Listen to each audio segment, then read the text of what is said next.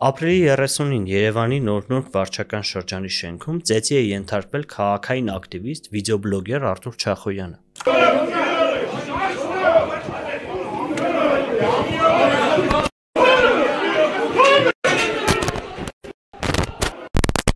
Նոր-Նորք վարչական շրջանի ղեկավար Տիգրան Տեր-Մարգարյանը եւ եւս մի 10 հոգի հարձակվել են բլոգերի վրա եւ ծեծի ենթարկել նրան։ Հասկանալու համար, թե այս ամեն ինչը որտեղից եւ ինչպես սկսվեց, մանրամասն ներկայացնում ենք իրադարձությունների հաջորդականությունը։ Արթուր Չախոյանը եւ Երևանի ավագանու ընդդիմադիր անդամ Մեսրոպ Մանուկյանը սոցիալական մեդիայի իրենց էջերում ՔՊ-ի հետ ասոցացվող Լիլիան արբանկերության կողմից վերանորոգված մասիվի թիվ 105-րդ մանկապարտեզի շինարարական բնույթի թերությունները լուսաբանող հրապարակումներ են իրականացնում։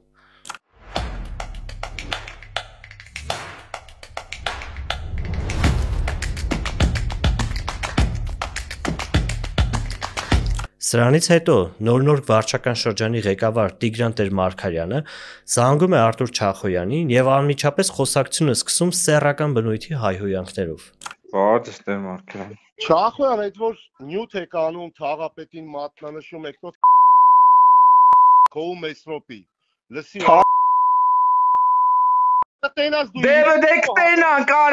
Չախոյանը հնչեցնում է պատասխան հայհոյանքներ, հրապարակում խոսակցության ձայնագրությունը, իր Facebook-յան էջում եւ հեռախոսային խոսակցության հաջորդ օրը ավագանու ընդդիմադիր անդամ Մեսրոպ Մանուկյանի հետ միասին իրականացնում է ակցիա Նոր-Նորք վարչական շրջանի շենքում։ Նայեք, որպես ակցիա շփում եմ իր մրցների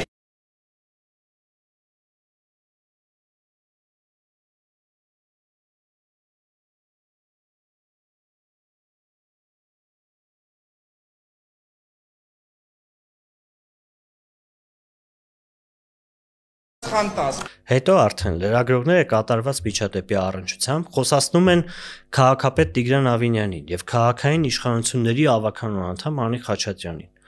Վերջիններս նման կերպ են արձագանքում տեղի ունեցածին։ Մենք բոլորին, բոլոր ձևերով պատասխանում ենք համահունչ։ Կպատասխանեն մեզ փողոցային լեքսիկոնով, կստանան փողոցային, կուզեն ծեծ, կստանան ծեծ, եթե մեր հետ կգնան այդ տարբերակով։ Շատ մեծ ստի չափաբաժին կա։ Այն պահի դրությամբ, երբ որ արդեն անցնում են անձերի բարոյականությանը, վիրավորանքներին, կներեք, բոլորն էլ մարդ են, բոլորն էլ կարող է ինչ որ արդեն նյարդերը տեղի տան ու մի բան էլ մյուս կողմը ասի, մի բան էլ ավել ասի։ Հաջորդ օրը, ապրիլի 30-ին, ակտիվիստ բլոգեր Արթուր Չախոյանը գնում է Նոր-Նորքի թաղապետարան մասնակցելու հանրային քննարկման,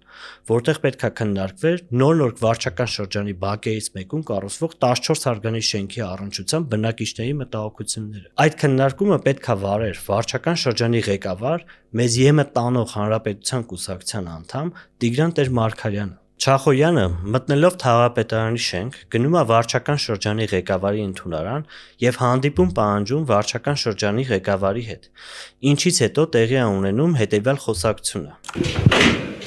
Բայց թաղապետը տեղում է։ Այո, խնդրեմ ասեք դուրս գալի, որ այս գործողությունը հանրային քննարկման հետ ոչ մի աղետ չունենա։ Ես իր ասելու բան ունեմ, եկել եմ իր դեմքին ասեմ, որից հետո առհասարակ տեղի ունեցածը չխառնենք հանրային քննարկման հետ։ Մեկը մյուսի հետ ոչ մի անձնական խնդիր չեն քննարկում, հանրային քննարկումը, խնդրում եմ դահլիճ մտեք, այնտեղ մնացածը որոշիկ տեղ։ Դուրս չի գա։ Դահլիճը չի գալիս։ Ինչի համար։ Բան ունեմ ասել։ Ես էլ քեզ բան ունեմ ասելու, բայց առանց կամերայի հետո, արի։ Առանց կամերայի հետո։ Լավ,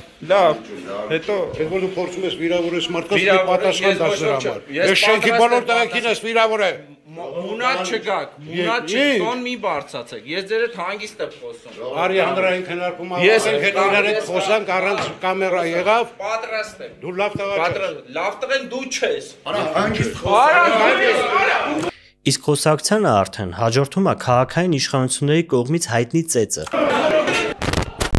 Մոտ 10 հոգով Արթուր Չախոյանին ծեծելուց հետո պարզաբանումներով է հանդես եկել հենց ինքը։ Նոր-նորք վարչական շրջանի ղեկավար, հիմնական ծեծողներից Տիգրան Տեր-Մարգարյանը։ Վաղը կհասկանաք, ձեր եղբայրը, ձեր ամուսինը իրան ոնց կպահի։ Ես ինձ պահել եմ մնես, ոնց որ կպահեր յուրաքանչյուր նորմալ հայ մարդ։ Այսինքն հարկից նորմալ է, որ դուք որպես վարչական շրջանի ղեկավար նույնպես մասնակցում եք ձեր կրտուքին բաժանելու։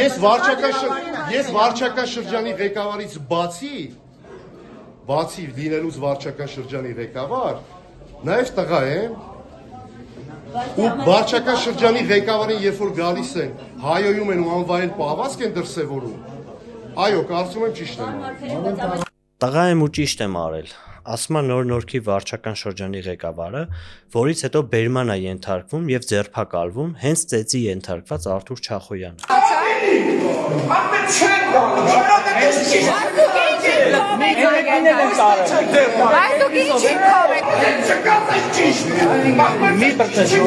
Եթե այս ողջ միջադեպը կարճ ամփոփենք, կատարվել է հետևյալը. ակտիվիստ Չախոյանը բարձրաձայնել է ՔՊԻ հետ ասոցացվող Լիլիանարմ ընկերության կողմից վերանորոգված մանկապարտեզի շինարարական թեյությունները։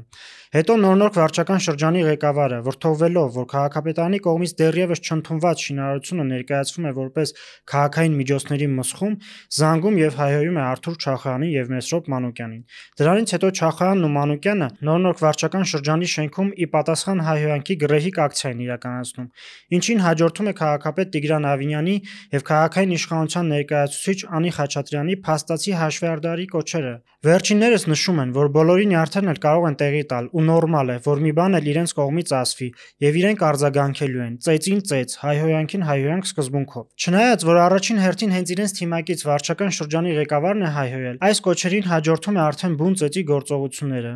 Վարչական շրջանի շենքում մոտ 10 հոգով վարչական շրջանի ղեկավարի առաջնորդությամբ հարձակվում են ակտիվիստի վրա, ծեծի ենթարկում, աչքը կապտեցնում։ Դրանից հետո ասում, որ վարվել են իսկական հայ տղամարդու նման ու լավ են արել, ինչից հետո էլ իրավապահները բերման են ենթարկում ծեծի ենթարկվածին։ Իշխանությունների կողմից կատարված այս ողջ միջադեպը ոչ այլ ինչ է, քան քրեական բարքերին հատուկ արարք, որից այդքան դժգոհում եւ բողոքում է Նիկոլ Փաշինյանը։ Այս իրավիճակի իրական պատկերը ցույց տալու համար պետք է իմանալ, որ երկրի ղեկավարի մակարդակով հայտարարում են, իբր բացասաբար են վերաբերվում քրեական ենթամշակույթին եւ չակերտավոր տղայականությանը։ Ու այդ հարցերը հասցեագրող ԿՊ գլխավոր իշխանավորը տղաների աշխարհընկալման հիմնական թերությունը համարում է քրեական ենթամշակույթը։ Այդ նույն իշխանության ներկայացուցիչները զանգում, հեռախոսով հայհոյում են, հետո 10 հոգով պետական շենքում մարդ են ծեծում ու ասում են լավ են արել, հայ տղուն հատուկ գործողություններ են արել։ Երկակի ստանդարտների ու իրական Հայաստանի ամբողջական պատկերն ըմբռնելու համար եկեք դիտենք վարչապետի կառավարության նիստի հետևյալ ելույթը։ Պրոբլեմների մի հսկայական հատվածը կապված է քրեական ենթամշակույթի ազդեցությամբ մեր իրականության մեջ տղաների աշխարհընկալման մասով։ Քրեական ենթամշակույթը, ասենք օրինակ տղաներին ուժեղացնելու ճանապարհը, ես ուզում եմ պաշտոնապես հայտարարել, որ ուղիղ հակառակը քրեական ենթամշակույթը տղաներին բոլոր առումներով թուլացնելու, ինքնությունից զրկելու, ինքնուրույնությունից զրկելու, մտածողության սեփական ձևեր ունենալուց զրկելու մեթոդ է։ Սա ամենամեծ մոլորությունն է, որ մեր իրականության մեջ խոսք կա, չէ՞, դե տղա է, ոչինչ, թող մի քիչ էլ տենց բան։ Իրաց թվում է, թե այդպիսով տղաներ ուժեղանում են։ Այդպիսով տղաները թուլանում են, բոլոր առումներով թուլանում են, զրկվում են կամքից։ Մեր երկրի հիմնական խնդիրներից է քրեական ենթամշակույթը տղաների շրջանում, դժգոհում է վարչապետը։ Մինչդեռ հենց իրենք են քրեական ենթամշակույթ կրում ու տարածում, 10 հոգով հարձակվելով 1 հոգու վրա։ Շատերը տարվելով Արթուր Չախոյանի վերջերս տեղի ունեցած ծեծի դրվագով տեղյակ էլ չեն, որ քրեական ենթամշակույթը Երևանի քաղաքային կառավարման մեջ վաղուց է արմատավորվել։ Քրեական ենթամշակույթի դեմ չի կարող պայքարել նենց քաղաքական ուժ, որի հիմնական դեմքերը հենց այդ մշակույթով են առաջնորդվում ու մինչև իսկ դա ներմուծում են կառավարման ու հասարակական հարաբերությունների կարգավորման համակարգ։ Քրեական ենթամշակույթից բողոքող ՔՊԻ ներկայիս քաղաքապետը այսպես էր քարոզարշավ անում դեռևս 2023 թվականին։ Չէ, ես չեմ հասկանում, ձեր մոտ ոնց որ զապադլոյ է, գարաժ կանդել է։ Կանդեք գարաժը։ Հետո երբ արդեն Տիգրան Ավինյանը դարձավ քաղաքապետ, Երևան ավտոբուս ԲԲ-ի աշխատակիցները սոցիալական թանկացումներից բողոքող քաղաքացիների մասին այսպես էին արտահայտվում։ Այդ թուլեքինը որ կանգնի թո չքշեն այդ ժողովուրդը նույն թո գորան լակոտներին, այդան իրանց հերերին ասեն վուճարեք, որ այդան դասի կան աղբեր։ Չկա տենց բան ըստ է, աղբեր ջան, առաջ Աստված էլի։ Տրանսպորտի թանկացման դեմ բողոքող քաղաքացիներին ասում են թուլեք լակոտներ ու կոչ անում, որ գնան իրանց հերերից փող ուզեն պայքարելու փոխարեն։ Սրան զուգահեռ բոյկոտի օրերին կարգադրիչների անվան տակ Սաքուլիկա նման Ավինյանի բառապաշարով արսած ինչ-որ անուշ ապերներ են ուղարկում քաղաքային ավտոբուսներ, ովքեր չվճարող քաղաքացիների հետ ռազմորկի մեջ են մտնում ավինյանական բառապաշարով։ Այդ կարգադրիչները մարդիկ էին, ովքեր չունենալով համապատասխան համազգեստ, քաղաքացիների հետ հաղորդակցվելիս առանց պատշաճ կերպով ներկայանալու փողոցային բառապաշարով վեճի էին բռնվում, նպատակ ունենալով ճնշել տրանսպորտի թանկացման դեմ բողոքող քաղաքացիներին։ Վերադառնալով արդեն Չախոյանի դեպքին, քաղաքային իշխանությունների կողմից խրախուսվող ու հրահրվող վարքագիծն ու գաղափարները հենց քրեական ենթամշակույթ են։ Տիգրան Ավինյանի, Նոր-Նորքի վարչական շրջանի ղեկավարի եւ իշխանական ավականո անդամ Անի Խաչատրյանի կողմից տրված գնահատականները քրեական ենթամշակույթին հատուկ արձագանքներ են, քանի որ քաղաքային իշխանության ներկայացուցիչները հանրայնորեն ասում են, որ իրենց համար ընդունելի է հաշվեհարդարի մեխանիզմը։ Հայհոյեն կհայհոյվեն, ծեծեն կստանան ծեծ։ Վիրավորանք ա եղել նորմալ է, որ պատասխան վիրավորվեն։ Ամենևին նորմալ չի հաշվեհարդարի սկզբունքով արձագանքը իշխանության ներկայացուցիչների կողմից, որովհետև ԿՊԱ-ական ժողովրդավարություն չգիտեմ, բայց նորմալ ժողովրդավարական երկրներում պետական պաշտոնյան այդ մակարդակի չի իջնում, իսկ կոնֆլիկտների կարգավորման համար աշխատում են իրավապահ եւ դատական համակարգերը։ Միևնույն ժամանակ պետք է հասկանալ, որ միայն այս դեպքով չի, որ խրախուսվում է քրեական բարքերը, այլ նաև Տիգրան Ավինյանի քարոզարշավից ի վեր քաղաքային իշխանությունները հենց այս գծի մեջ են։ Տրանսպորտի թանկացման դեմ պայքարող քաղաքացիներին քաղաքապետարանի աշխատակիցներն ասում էին թուլա լակոտներ, ու այս արտահայտության համար սոցցանցերում ամենավերջին լուտանքներն են ստանում, ու դրանից հետո էլ ԿՊԱ-ական ոչ մի պաշտոնյա ներողություն չխնդրեց։ Լուտանքների զուգահեռ ես ու Ռուբենը ու տրանսպորտի թանկացման դեմ բողոքող չենք վճարելու նախաձեռնության մեր գործընկեր անդամների հետ համատեղ մենք քաղաքակիրթ եղանակով գնացինք քաղաքապետարան ու պահանջեցինք, որ հրապարակային ներողություն խնդրեն քաղաքապետարանի պաշտոնյաները, բայց ոչ մի արձագանք այդպես էլ չեղավ, որովհետև ԿՊԱ-ական իշխանությունը հաշտ է քաղաքացիներին վիրավորելու հետ։ Սրան զուգահեռ պայքարող քաղաքացիների նկատմամբ վիրավորական արտահայտություններ անելով աչքեր ընկնում նաև էկոնոմիկայի նախարար ԿՊԱ-ական Գևորգ Պապոյանը, ով ամուրցարի հանքի շահագործման դեմ պայքարող քաղաքացիներին անվանում էր հաչացող շներ։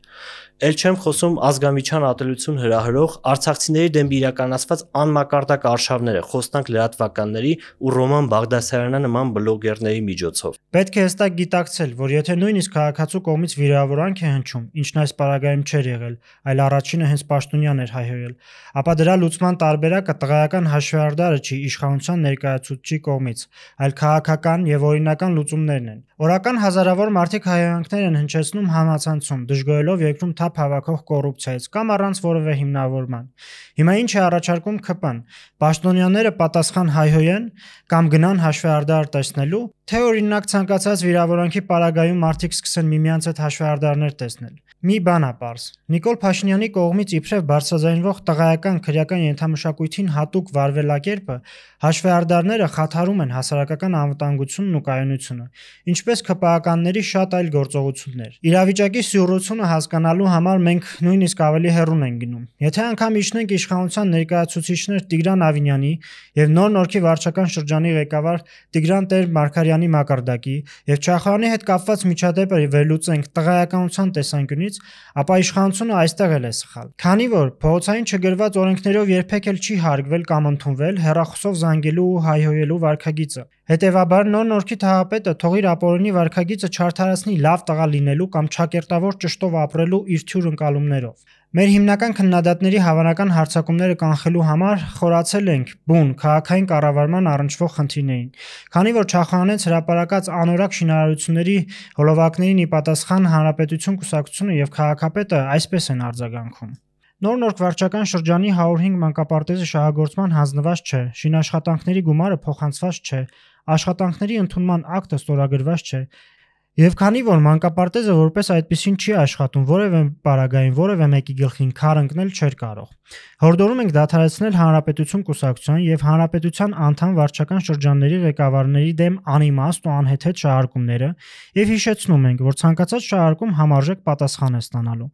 Ուստի քաղաքական եւ ոչ միայն սուտասաններին հորդորում ենք, որքան էլ հիբրիդային ու տեղեկատվական պատերազմի շրջանակներում պատվերներ եք ստանում հանրահայտ հասցեից, հանուն Երևանի ու երևանցու պետք է աշխատել, ոչ թե քաղաքական պարտություններ փորձել փոխհատուցել խուլիգանությամբ։ Այս պարզաբանումը տվել էր նաև քաղաքապետ Տիգրան Ավինյանը Տարոն Չախոյանի եւ ավականու ընդդիմադիր անդամ Մեսրոպ Մանուկյանի ակցիայից հետո, նշելով, որ այդ մանկապարտեզը դեռևս շահագործման հանձնված չէ եւ քաղաքապետարանի կողմից ընդունված չէ։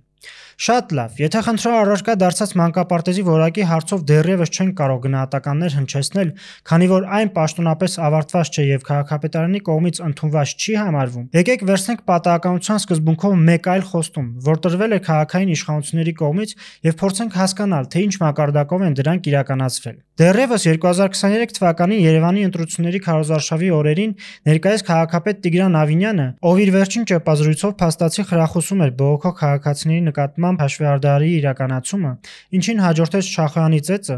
խոստանում էր պայքարել Երևան քաղաքի փոշու եւ օդի աղտոտվածության դեմ։ Այդ պայքարի արդյունքները լուսաբանում էր ՀՄԿ, ըստ որի մենք այսպիսի պատկեր ունենք Երևանում։ Երևանում կանաչ տարածքների ընդհանուր մակերեսը վերջին 2.5 տարում ավելացել է 50 հեկտարով։ 2024-ին Երևանում հիմնվել է 4 նոր այգի, 1 քաղաքային ուրբան անտառ, վերականգնվել են Նորք-Մարաշի երբեմնի այգիները, ավելի քան 12 հեկտարով ավելացել են կանաչ տնկարանները։ Մեզ հայտնի է, որ երբեմն ՀՄԿ-ի ներկայացված կյանքը տարբերվում է գետնի վրա իրավիճակից, եւ այս պարագայում էլ մինչդեռ մեզ ասում են, որ վերջին 2.5 տարում 50 հեկտարով կանաչ տարածքները Երևանում ավելացել են, իրականում տեղի են ունենում զանգվածային ծառհատումներ։ Երկու հատ մեծ թարմ ծառը կտրել են, խնդրեմ, հեսա բողբոջները որ են բոլորի, կտրված ճյուղը որ հələ կանաչ, ամբողջությամբ ջահել, խնդրեմ, ամբողջովին կանաչ ծառերը ճյուղերով փակել են, կանաչ ամբողջությամբ ծառ, խնդրեմ, ապը նայեք։ Համացանցում շատ են այնպիսի հրապարակումներ, որտեղ տարբեր բնակիչներ նմանատիպ հոլովակներ են նկարել, ու մարդիկ դժգոհում են, որ քաղաքապետարանը կտրում է սաղարթախիտ ծառերը ու դրանց փոխարեն թանկարժեք թփերի նման ինչ-որ պուճուր ծառեր տնկում։ Ու երբ մարդիկ բողոքում են, որ ակտիվ ընթացող շինարարության պայմաններում նմանատիպ ծառհատումները քաղաքի կլիման անտանելի են դարձնում, կրիմինալի դեմ պայքարի կուսակցության քաղաքապետ Տիգրան Ավինյանը խոստանում է. Սեպտեմբերի 1-ից դուք արդեն կտեսնեք տարբեր կառուցապատողների մոտ փոշու պաշտպանիչ այդ ցանցերը, կանաչ գույնի։ Իսկ հետո էլ ավելի է հստակեցնում իր խոստումը։ Կառավարումը պետք է այնպես լինի, որ ամբողջապես որտեղ որ աշխատանքը տեղի է ունենում, փոշին դուրս չգա ընդհանրապես։ Դա է տրամաբանությունը, ամբողջական պատնեշը չէ կառուցում։ Այո։ Ամբողջապես պետք է այնպես լինի, որ սաղ ծածկի, ասում է քաղաքապետը։ Մենք չենք ալարել ու քաղաքով շրջելով փորձել ենք հասկանալ, թե ամբողջապես, ինչպես քաղաքապետն է ասում, ինչպես է ծածկված փոշե որսիչ ցանցերով ծառահատված քաղաքի շինարարապարակները։ Ասեք, կանեք, ասեք, կանեք, ասեք, կանեք, ասեք, կանեք, ասեք, կանեք, ասեք, կանեք։ Առհասարակ գրեթե չկան այնպիսի բացական երևույթներ, որից բողոքում է վարչապետը եւ չի անում հենց ԿՊ-ն։ Եթե խոսում ենք Թալանից, պետք է հիշել Ալեն Սիմոնյանի հետ ասոցացվող միլիարդների տենդեր հաղթած Եվրոասֆալտ ընկերությանը, կամ Անիֆից փոշիացված $60 միլիոն,